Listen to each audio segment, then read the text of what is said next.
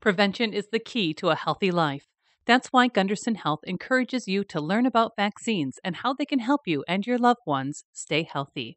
Vaccines protect against preventable diseases and viruses by boosting your body's defenses.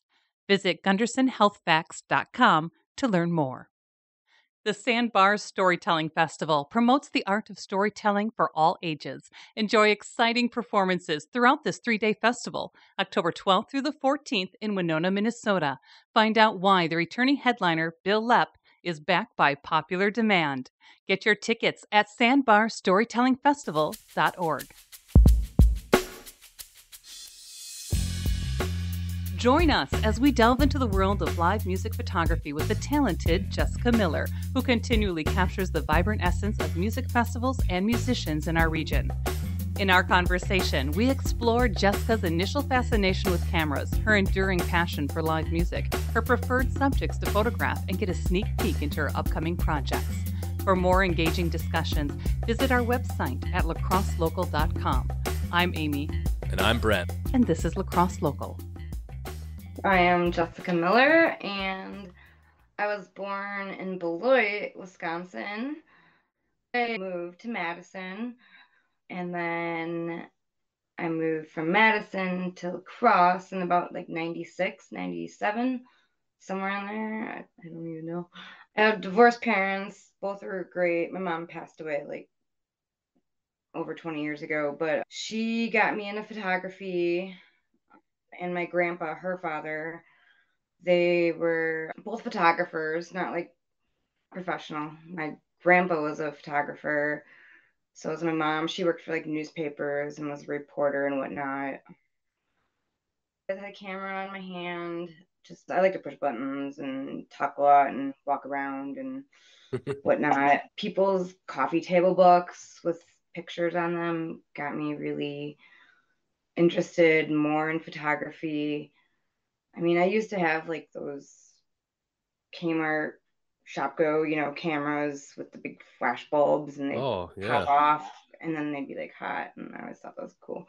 I had those, and then there's the disposable cameras.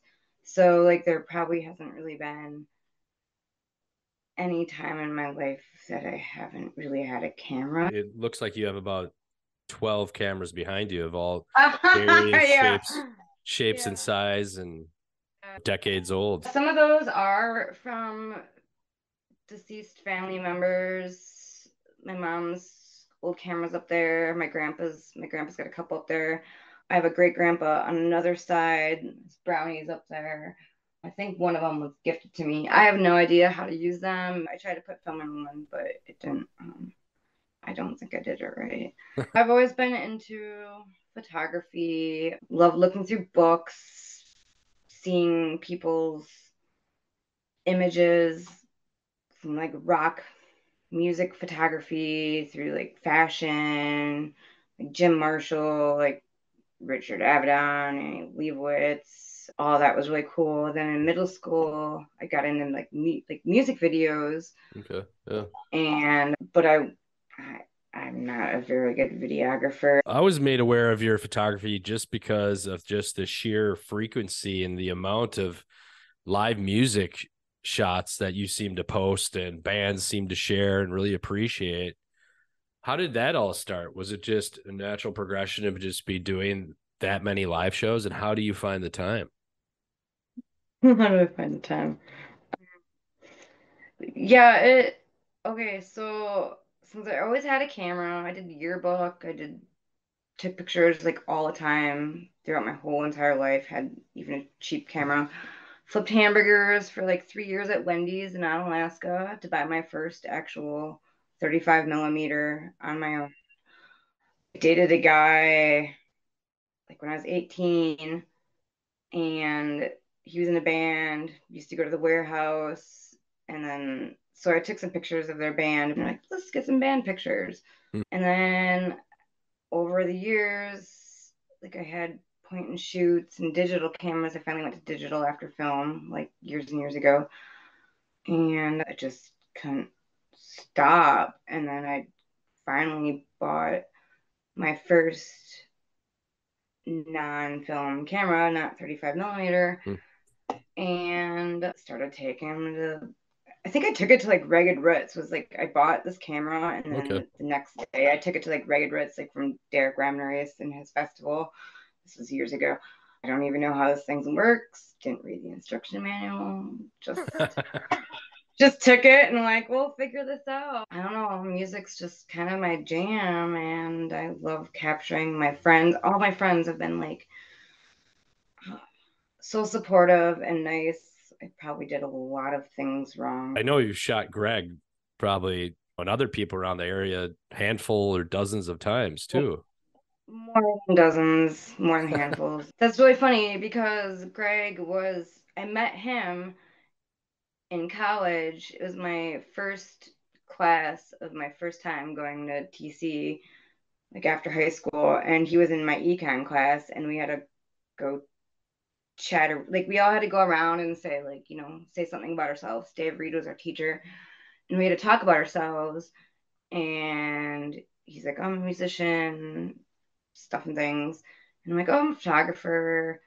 I like taking pictures. And then after the class, he's like, would you like to take pictures of my band? And I'm like, I can't. I'm not even 21. You're playing in a bar. And so I had to wait. I had to even wait a couple years until like Smoke and Bandits happened. I have film pictures actually from like Smoke and Bandits, like back in the day, like on film.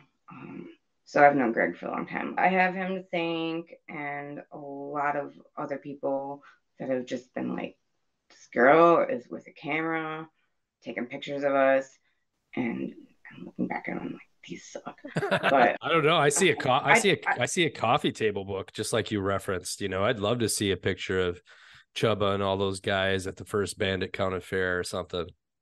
I actually do have some Bandit County Fair pictures that I took on a little Kodak. I think, yeah, my camera's up there somewhere. I took that little Kodak camera. The only pictures I can really remember are like brownie and palm and banana outfits. That's all I can remember. But even before that, like it was like 10,000 Lakes Music Festival. I took my camera there. I have like tug pictures and bandit pictures, and that was with my 35 millimeter with my Pentax that I got, like that I flipped burgers for in high school. So it's been a very long progression, and I'm very grateful for all my friends that haven't like yelled at me or like I'm like, get out of here. You're doing this all wrong. Like, I've learned a lot over the years. So I have a lot of really cool musicians to thank for letting me practice over the years. And now I kind of know what I'm doing Yeah. sometimes. So I imagine in some ways, just as I interview people, it's like, you know, collecting individuals in some sense, at least a moment in it. Do you have any artists that you are a fan of that you like to shoot on a consistent basis? Or is there some artist that it was just a good time to never thought you'd have an opportunity to do before? Any of those? I have shot some larger shows. Sometimes I just go with my camera because it's allowed and I've done it. And then I share my photos with people. Like Blue Ox, I've gone to Blue Ox every year except this year and then the second year. You can take your camera in there, and I've got some really great images of like people I love, like Pokey Lafarge. Mm-hmm. I mean, Del McCurry. Oh my goodness. A lot of jam bands. I've got some I've got some great string duster shots because I took my camera out to Driftwood Music Gardens. So Murder by Death was one of my highlights of my career because I think those are really cool pictures. But even though that's been a couple years and I always just do better. I always used to go to Moon Tunes, but then I'd be like bigger bands and like horseshoes and hand grenades. I've probably photographed over like 10 times in my life. They're fun, but I don't know. I try not to take any pictures anymore unless I'm hired to do it right now Well, because I don't have the time for that. speaking of that, do you do other photograph related projects or weddings or like what's your I know you don't have your social media up or your website up yet, but that's coming, I hear, and we'll link it in here if we get it to us before this publishes. But are you doing? Is this something you do kind of full time in a sense? Are you getting out there in those jobs and tasks? Yes, I'm actually only trying to work for myself. I have no other paid jobs right now. So my only income is if people hire me. Um, there are band shoots and band like sessions and like mini shoots and things like that just for like promo online and Facebook and whatnot. I've probably, without thinking about it too hard, I think I have about 12 weddings under my belt right now. Hmm. Weddings are fun. They make the money. You don't make a lot of money doing music photography unless you're, booked for a tour, promotional things, which is great. I have a lot of album covers for a lot of friends. So I do weddings, I do senior pictures, like anything cats. Cat, if you need a cat picture, call me. Or a dog picture. Oh, Well, I speaking of can that, how answer. do people book a time with you, or how does that work? Anybody can call me. It's usually word of mouth, so people will say, "Hey, I have this friend. They're gonna call you," and then they call me. I think people should probably start calling you and booking those weddings even for 2024 because you need to continue to do I think the passion project of shooting the hundreds of hours of shows that you seem to watch with, which I always appreciate and love to page through. Teas Fest was amazing. I can't wait to share my pictures from that weekend with everybody. You're in a few of them too. I mean, Cheech is great, so he's very thankful for Cheech and whatnot. And all my friends have let me take pictures for them over the years. It just gets me to like practice better and like try new things and be out of my comfort zone and whatnot. So I'm grateful for that too.